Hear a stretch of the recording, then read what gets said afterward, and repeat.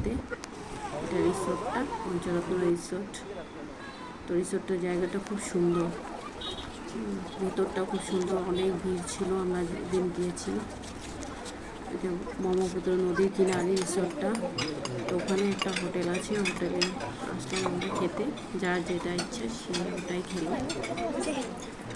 তারপর খাওয়া দাওয়া শেষ, এবার বাড়ির উদ্দেশ্যে রওনা।